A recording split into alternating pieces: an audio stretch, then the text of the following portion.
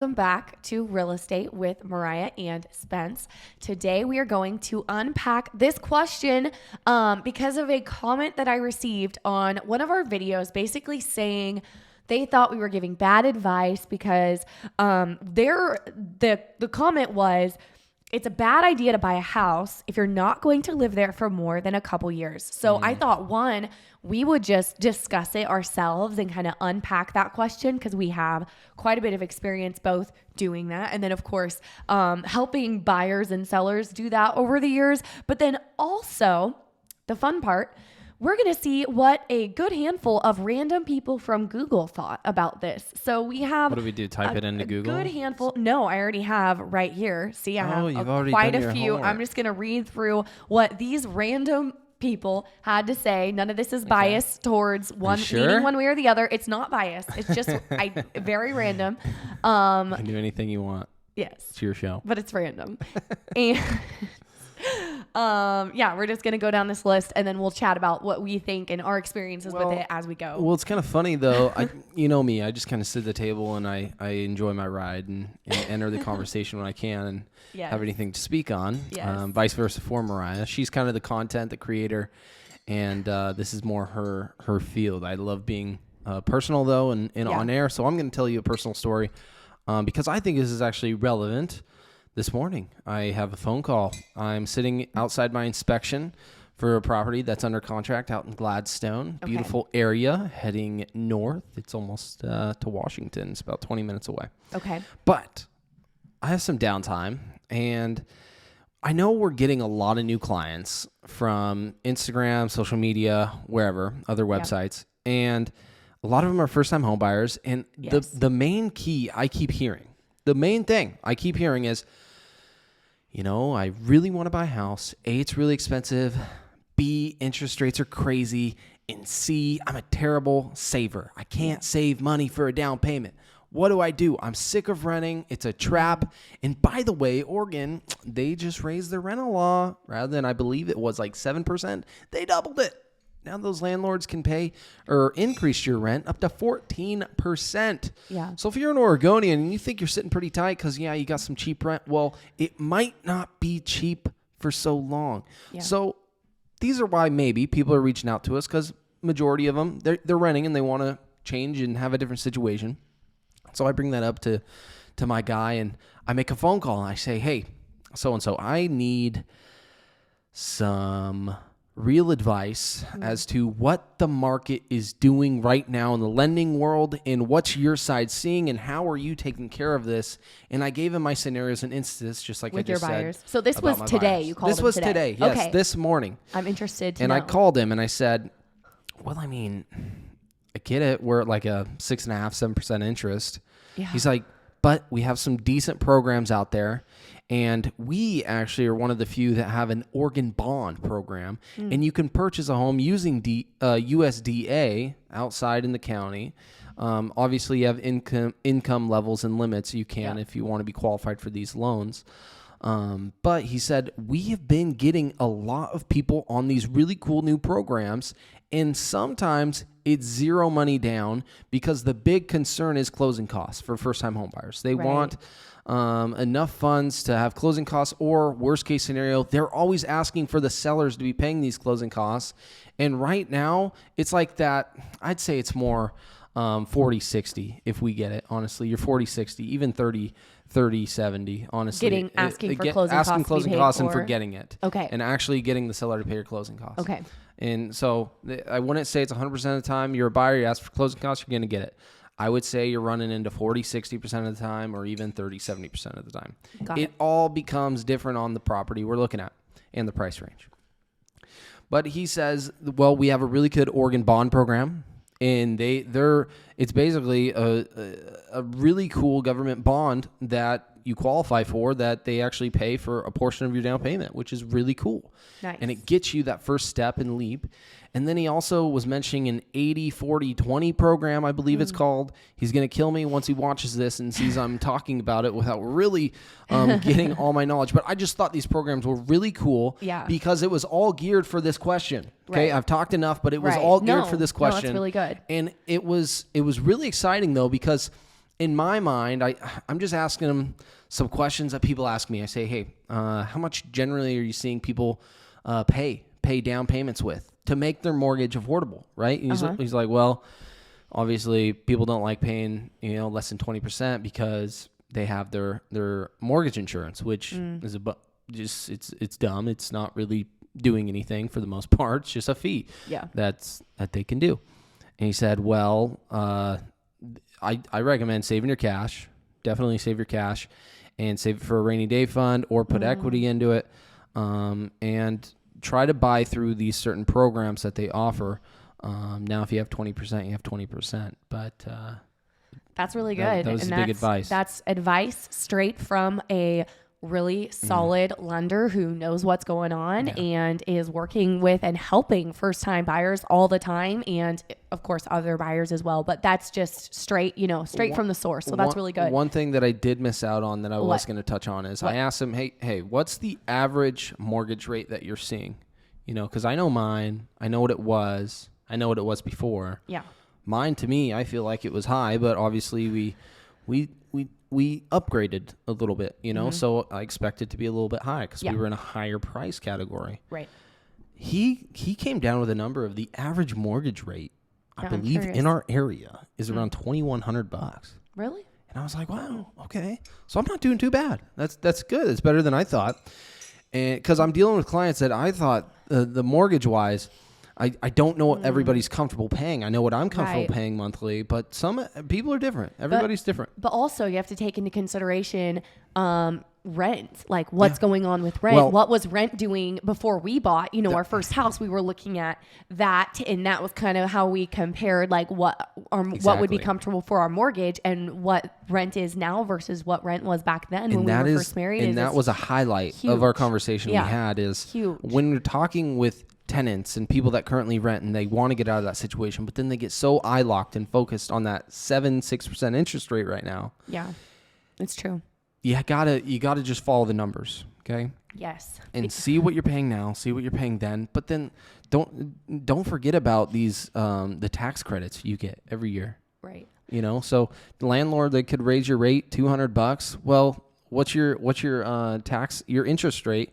So at the end of the year, you get all that money back that you're paying in interest, and you get to write it off on your taxes, which is awesome. So all that rate and increase your landlord's doing right now, you get it all back just if you're a home owner because you took the step to purchase. Right. So there's pros, there's cons, but right now, home ownership is so heavily desired. Mm-hmm. It's like I think the fact the that unknown rent factor has gone up so much is just insane. Did he, sorry to put you on the spot if he didn't, did he say what his opinion, of course nobody knows, but as a lender, what he's seeing, does he think interest rates will go up? Oh yeah. That was a little touch. I talked to him for like 20 minutes. Does he think, I was like, I haven't talked to you in a while, man. I need to do my job. Because there's people that are like, interest rates have gotten higher. I don't want to buy right now. But then it's like, well, what if we only see them going up? Did he think that was the case? Part of the conversation because interest rates have gone up. Uh-huh. I mean, for instance, clients that I'm working with, they were just pre-qualified 3-4 weeks ago. Yeah. And it was like a 5.5% then. Yeah. We go to buy right now, it's 7%. They're like, oh my gosh. What's happening? It sounds really high because of what we're used to working with. It sounds very high because of what we're used to working with. Exactly. Yeah. His prediction, because I asked that same question, he said, well, it's going to go up and up probably through the end of the year. And the end of like this year or 2023? The end of this year. Okay. And then obviously they're going to average and level down. And especially as we head towards 2024 in the election year, there's going to be some magnificent changes, I believe. And so if you're in a spot to buy, you're never just stuck with a rate, okay? You always have an opportunity to refinance when markets change. So there are so many different options, but you just sitting at home Googling it isn't really doing you justice. Do what I just did with the lender I prefer you to if you don't already have one. And ask the questions. Ask the scenario you're in right now.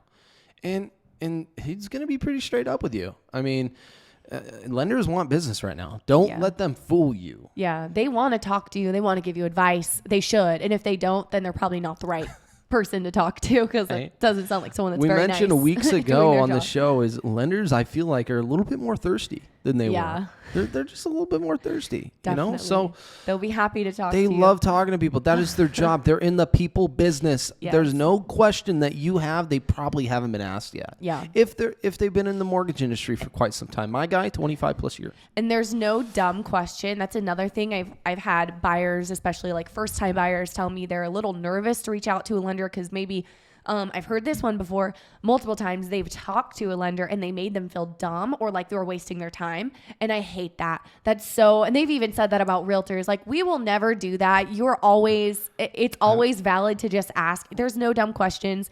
And especially for lenders though, if you want a lender who's not going to act like you're wasting their time. If maybe you're not quite ready to go yet, let us know and we'll send you one because that's not cool. Like, that's not how it should be. I'm making these the t-shirts industry. for my wrestlers right now. It's a surprise. Hush, hush. Whoever watches this is school. Don't tell anybody. But I have a shirt. It's a motto, anyone, anywhere, anytime. And I applied that as a young age. And from the sports background into my business background, I'm willing to talk and work with anybody, anywhere, anytime. I love that. And that's something that it's one of those things like a soldier saying no man gets left behind. It's true. I mean, we're all in this together. We are stuck on this ball that spins in the universe. The earth. You and I were looking at stars last night, and I saw 2 shooting stars. It was unbelievable. I missed them. But it makes you really become not less confident, but like just smaller. Yeah. You know, like we are Put so things into small. perspective. Yes, perspective. Yeah. It makes things just into more perspective. So much more. And there are no stupid questions. You're right. And if we tell you, hey, give this guy a call before we meet up on Thursday, give him a call so you have your ducks in order, your homework. And I mean, you are asking the right questions at that point. Yeah. And if a lender or a realtor does make you feel like you're wasting their time or because you're not, quite ready yet, or like you're asking dumb questions, then let us know and we'll send you to a realtor or lender where you're at that's not going to do that because that's not okay. Yeah. So that was Spencer. You're on a roll today. You're just thank you. Speaking from the soul. So I have now. We should probably get into these. I even got a little philosophical on us. Stuck on the spinning ball. Okay. I'm gonna just read through these.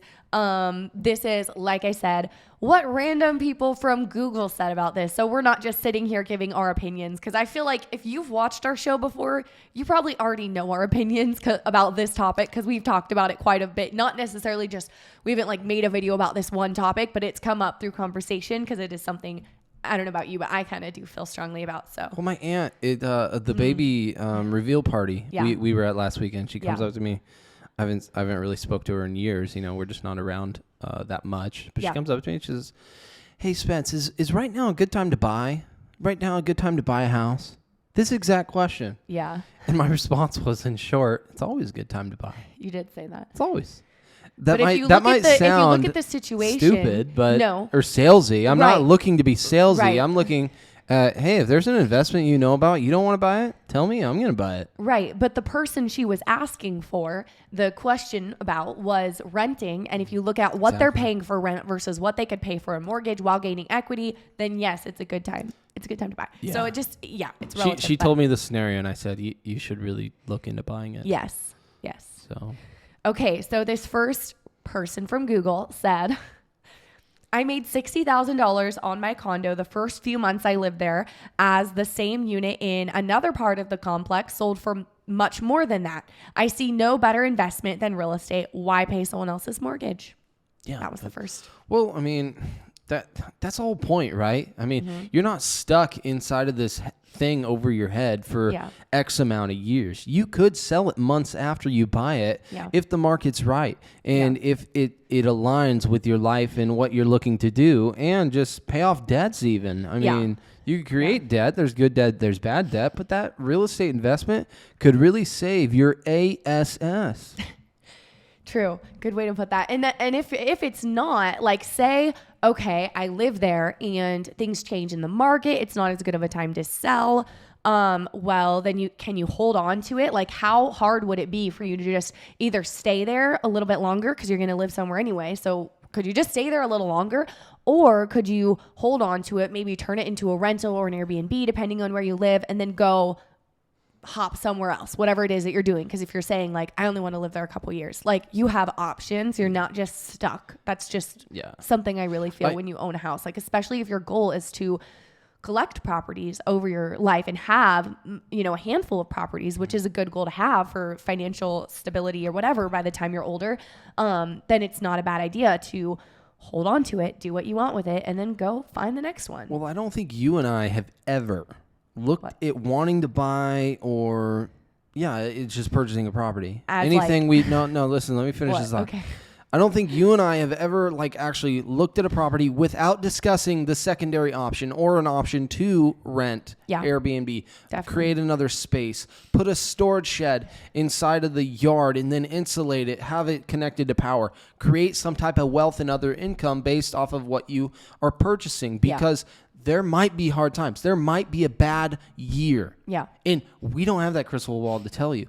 But what we can do is prepare for it through this great investment you're making right now. Totally. Because you can hold on, just like we're talking about. And we've never bought a property thinking we probably want to be here more than a couple years, except for this last one. Yeah, this last one. But even that, I mean, a long time to us, like a lot of people would say, like, I want to be there 10 years. Like, that's like a lifetime for us in a house. That's a very... 10 years. I don't know if we could... I would be very impressed if we stayed in a house for 10 years. Man. We'll see. We'll see. It could happen, but I'd be impressed. I love it. I'd be impressed. Okay, so this next one, you have to look at the financials. That is how much it... Wait, okay, sorry. Let me restart. You have to look at the financials, how much it would cost you to have that house for those few years versus how much it would cost to rent over those few years. And of course, don't forget closing costs when you sell the house.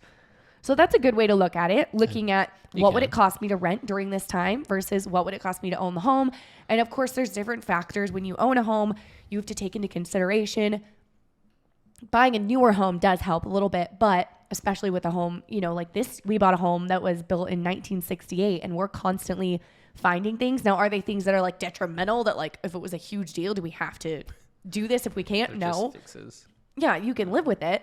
And then also you're adding value to your home. So these are things you can put on the listing when you do sell eventually. So it's kind of like, goes hand it's in a hand. tough way to weigh. It's tough to weigh it that way, but. Well, my thing is, I mean, if you're a numbers person, you're analytical about things. And, and you're like, hey, does it cost the same to rent versus to buy?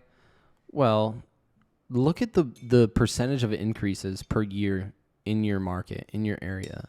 On average, don't go with the highest one. Yeah. Like for instance, Salem, we were like 18. We even hit like 23%. I think in 2020. It was pretty unbelievable. It was insane.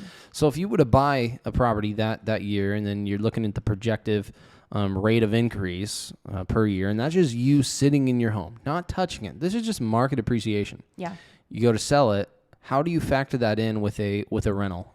Right, how do you factor that in? Because you're just giving money to a landlord. You have no percentage of increases there. I mean, furniture even. Right. That is not an increase asset. That is a depreciation asset. Yeah. So you're only going to spend money. Oh, man, it's time to break my lease because I need to move out early. Man, now you got an extra 800 fee, and usually your deposit's taken. That's true. In the end, it's up to you if you want to buy. In the end, it's like, yes, no, maybe, let's go talk to somebody. Yeah. So you can look at the numbers. If they line up, for your situation. But in a lot of scenarios and cases, you can make it work if you want to. Yeah. No, that's good. Okay. Next one from random people on Google. This is a little long, but they said, usually I'd say it's a good idea to buy the house and then resell. Hopefully it will appreciate in value well beyond what you paid for it, as well as the lawyer and closing fees. Some states use lawyers, we don't. And real estate commissions when selling it. But in a few cases I know of, the owners lost money. They were delusional to buy property so far away from city amenities and services, no city water, no sewer, and a hefty electrical power delivery charge. Also being in an area where the roads aren't paved, there's hefty property taxes and everything else you have to carry when you're not using it. I don't know where they live, but we don't have a lot of places out here where there's no paved roads, no amenities. So I don't know. In power. Maybe they're in the middle of like Oklahoma. That's what I'm saying. It's what it sounds like. I was playing my banjo. Yeah. Wasn't that good? I don't really think that applies to here because you could live off grid, but it's still There's not differences. Like and people like far that say or want to live more off grid, as you could say. Yeah. There's more money in doing that than you might think. Yeah. Because everything you're doing is a specialty item. Everything you're doing is bringing a service out to you directly. How do you think that's paid for? Right. But I think where it would make sense is if you're someone that does want to stay, like you just want to have your homestead and stay there long term, then it would totally make sense. Spend all that money and do it. You're going to be there a long time and enjoy it and get the use out of it. I mean, and then usually those properties don't even come up for sale a lot because it's so personalized. They get passed down in the family though. Like when someone dies, like those are the ones that usually stay in the family. But anyway, okay, next one. What? That was kind of a bad question. It wasn't a question. It was. I told you these were random. I'm trying not to be biased here. I'm including everyone. Okay. This next one said, "I am nomadic." Okay. Nomadic? Nomadic. What does nomadic mean? You don't know what nomadic means? No. Gosh, time to Google. Nomadic means let's just listen to the listen to what Google they said and you'll know. Read. No, I am nomadic. I generally last about 3 to 4 years in a house or condo. Each time I have been fortunate enough to make money. Most recently, the money I made could be enough to live modestly for the rest of my life. Wow. Okay, 3 to 4 years and you made enough to live. That's a There's great your life. investment. I don't know what area you live in, or maybe your life's almost over. I don't know. But what is the meaning of nomadic? it means wandering. Relating to or characteristic of nomads is a nomadic tribe, nomadic herders, to roaming. I think they just mean like I move from place to place. I don't want to live somewhere. No, that statement. Yeah. So are we nomadic? Moving from place to place. No, I mean we stay in a general location. We stay in South Salem. There's some people that like literally, boom, I'm gone. Yeah, that's true. And I'm statewide. I'm never gonna see it again. And they're just cross country, and they do that like every 3, 4, 5 years. Okay, we've got 3 more. We can do this.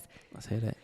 A lot depends on trends in your area. Look at the very long-term history. Look at other factors affecting the market right now. Look at what needs to be done to your place very carefully. Yeah, that makes sense. Trends are good. But then also, if you're like, okay, I'm buying a house and a lot needs to be done to it. So if I put money into it, I'm wasting my time. But generally, you're adding value to it and you're going to get it back. You know, it helps it sell for more. Some scenarios. I've walked in homes that are like, they said they're remodeled, redone, but they went with the word trend is really sticking to me on this one. And they went with the trend, but the purchaser doesn't like that trend sometimes. Oh yeah, totally. And so even though it was a completely functional, beautiful, livable home, the new owner decides to do another flip to it. And that's where you're investing money in some places that you don't necessarily have to. And so when it is time to resell, if you aren't looking for more of a long-term goal investment, you're going to break even or just make $10,000 and say, oh, okay.